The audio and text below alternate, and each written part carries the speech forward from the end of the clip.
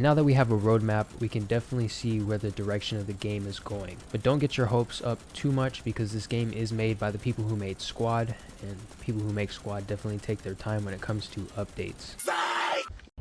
Don't you feel silly? Don't you feel stupid? Don't you feel a little ashamed? Hey everyone, so it turns out I was wrong about Off-World Industries in the last video. We got this update pretty quick. In about 2 months since the game's release, we got phase 2. So this video is just going to be going over all of the updates and changes to the game. If you don't want to see any visual aspects of the update, then don't watch the video, click off of it. But if you don't want to read, then this video is for you.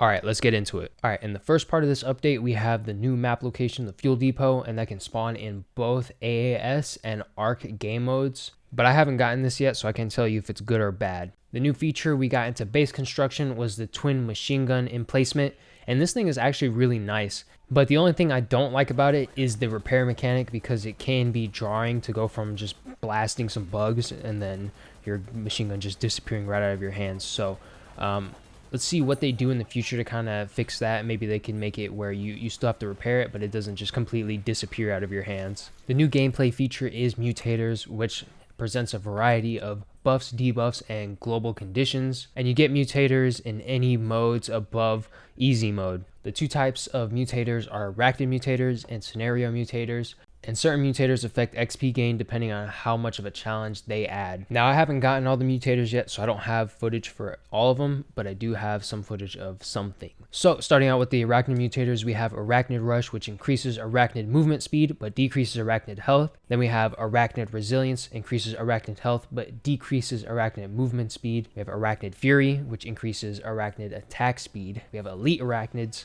which increase Arachnid damage, but decreases their movement speed. We have Arachnid Packs, which proximity triggers Arachnid groups. We got Bugs. An Arachnid infestation spawns at the start of the match. Bugs inbound, and Arachnid infestation spawns in the middle of the match. Ambushes, sudden spawns of Arachnid groups near troopers. Increased patrols, more Arachnid pack spawns. Patrol disruptions, fewer Arachnid pack spawns. Double threat, all infestation level increases are doubled. Threat level maximum, match starts at infestation level 5. Threat level caution, match starts at infestation level 3. Alright, so we have scenario mutators, and starting off we have sandstorms, mobile weather events that severely reduce visibility, low gravity, trooper jumps are higher, and falling is slower. Integrated health stims, troopers regenerate some health every 2 seconds. Reviving disabled, troopers are unable to revive. Martyr, troopers explode on being downed and can respawn immediately. Scanblade,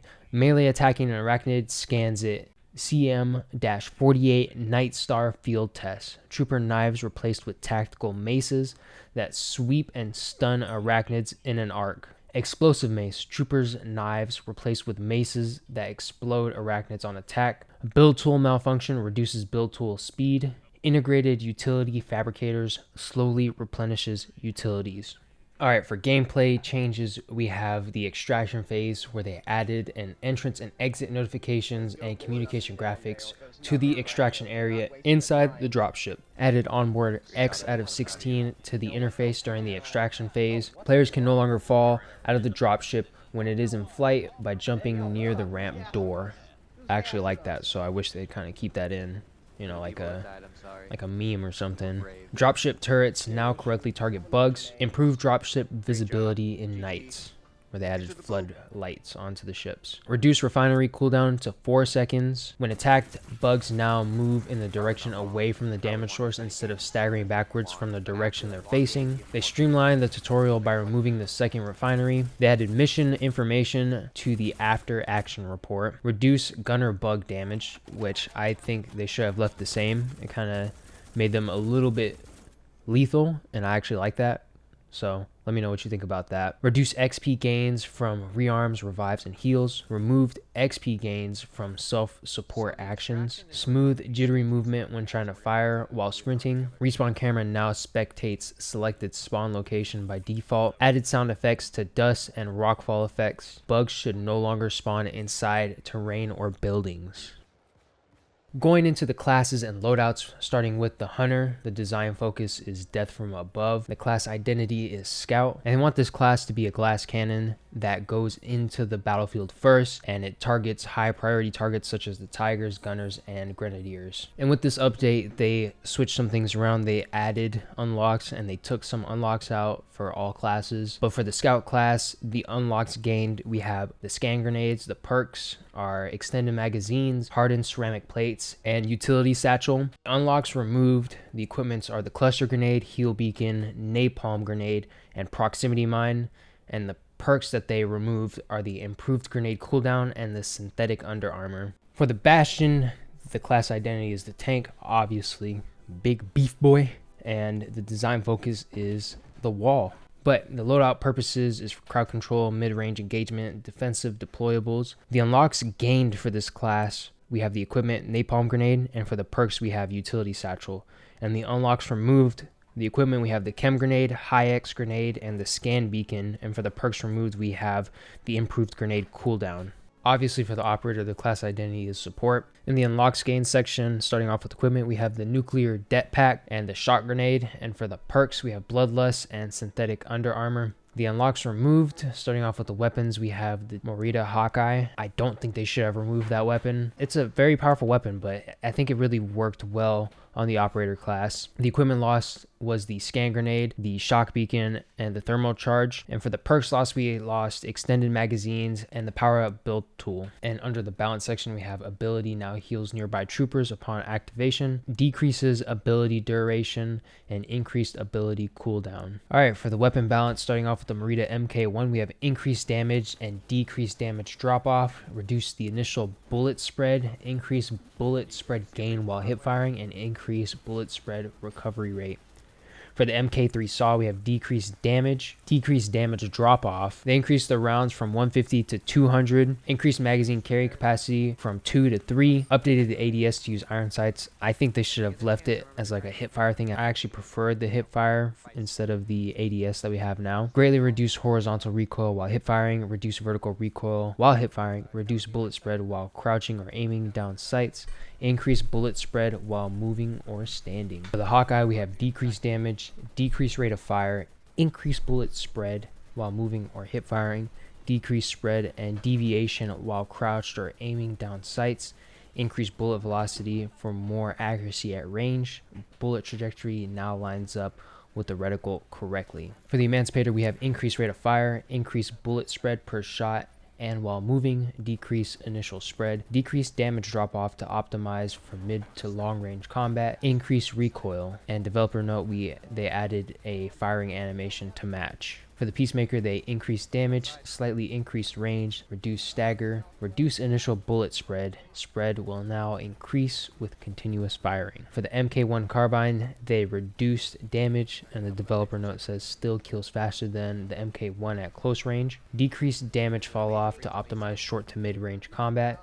Increase initial bullet spread, but rapidly reaches max bullet spread even while moving. And the developer note under that says now good for hip firing and while on the move. For the grenade launcher, it now applies a stun effect to the bugs. Increased crosshair utility and accuracy. The developer note says the crosshair should now by default be sighted for 20-meter range, with each bar below counting for an additional 5. Increased projectile velocity, increased minimum spread while hip firing. The thermal charge increased deploy speed, no longer floats above certain surfaces. Proximity mine, the proximity bug mine now ignores drone bugs, increased damage radius. Cluster grenades increase damage, increase projectile count, and increase spread range. The shock grenade increased damage radius. High X grenade increased damage. Nuclear det pack increased damage radius as well. Alright, and now for the base building section, they added the twin machine gun emplacement blueprint. That thing is absolutely amazing. Updated the build tool placing and repair interface. They improved the build tool interface to increase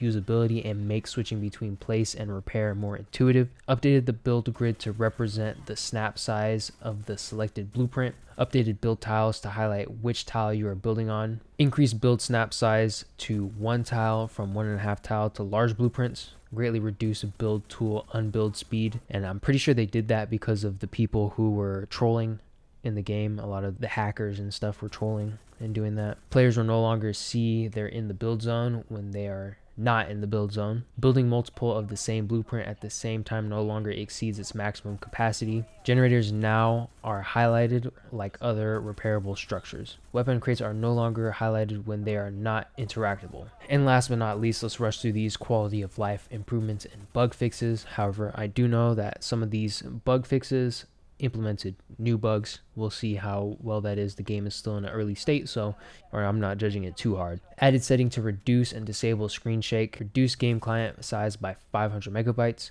disabled warrior bug sneak ability, they now have audible footsteps, eradicated the bug that would sometimes hiss at players prior to the start of the match, trooper models are now better lit in loading screens, fix an issue where weapon audio could loop indefinitely, fix an issue where automated turrets would sometimes fire into the air instead of at bugs, fix an issue where the AAS refinery mission voiceover would ignore volume settings, fix an issue where players could respawn underneath the map, fix an issue where the audio of distant down troopers played as if it were next to a player, fix an issue where the unreleased weapons could be viewed not equipped in the loadout screen, military intelligence is always watching, fix an issue where client connection could time out on the matchmaking screen, causing error messages and the trooper model to assume an A pose. Fix an issue where audio stuttering could occur during a match. Fix an issue where players could lose the ability to jump and melee attack after spawn. Fix an issue where bugs could flow after spawning. Fix an issue where troopers' necks would grow to giraffe length on death.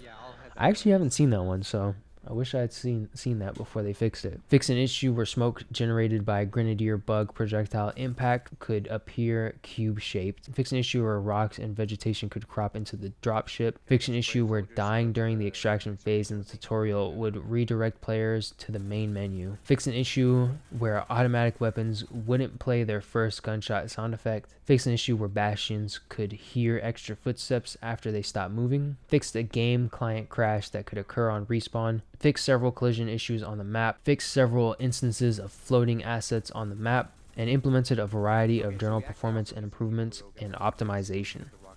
So that's pretty much it for this update. This is the Phase 2 update. I've only played a little bit so far. I do need to play some more so I can see some of the mutators and try out all the weapon fixes and the class fixes. But overall, I think a lot of people like this update. I mean, personally, I always like more content into a game, especially an early access game. And I was wrong about how this game's updates would take, a while. This update came out 2 months after the game's been out. So if we see an update every 2-3 months, at least the smaller ones, Phase 2 and 3, this is Phase 2. If we see another update in Phase 3 within 2 to 3 months, I can expect Phase 4 and 5 to take a little bit longer because they add way more stuff into the game. Then I'd say the game would probably come out in about, full access will come out in about a year and a half if they continue with this path of updates. But let me know what you guys think about this update. If you like it, if you don't like it, if this video is too long, let me know about that too. But yeah, that's pretty much it. See ya.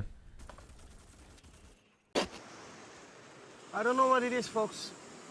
I came here yesterday. Chris was not speaking. He was not smiling. He was not moving. I'm thinking it could be the sun, so I moved him out of the sun and I put him in the shade. And he's still not moving, as you can see.